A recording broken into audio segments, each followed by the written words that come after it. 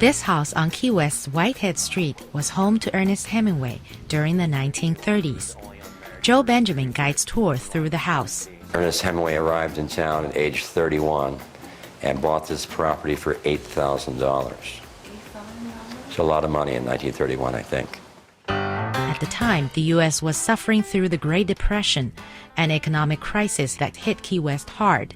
The local people and characters were featured in his novel To Have and Have Not, which is about Key West during this period. Sure, in the 1930s, half the 12,000 residents had left the city. There were no jobs here. Trash was piled up in the streets. It was a terrible, terrible time in the history of the town. But Hemingway arrived, and he came here not just for writing, but to go fishing. He loved to fish for the big fish.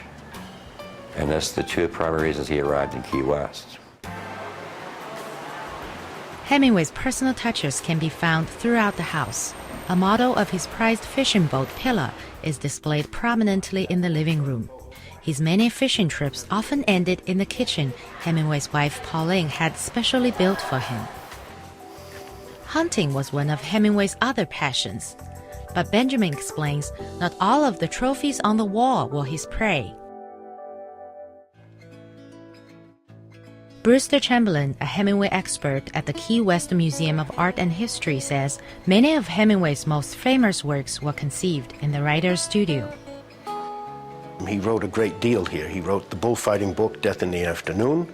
He wrote several marvelous short stories, The Short Happy Life of Francis McAlba, The Snows of Kilimanjaro, Safari, called Green Hills of Africa, here. He began writing For Whom the Bell Tolls here, but he wrote most of that in Cuba. Benjamin says a very visible link to Hemingway's life in the house are the 60 cats living here today, descendants of Hemingway's pets, including an unusual six-toed tomcat. Certainly people come from all over the world to visit the Hemingway house. Not all of them know anything about the writer, but they happen to like cats. So there's a lot of people come here just to see the cats. Watch out. Hemingway loved his cats. He built a special drinking fountain for them from a converted urinal that came from his favorite hangout in town, Sloppy Joe's Bar. Decades later, it's still in use, a monument to Hemingway's whimsical sense of humor and his life in Key West. For producer Roger Xu and Tang Ximing, Elaine Lu, VOA News.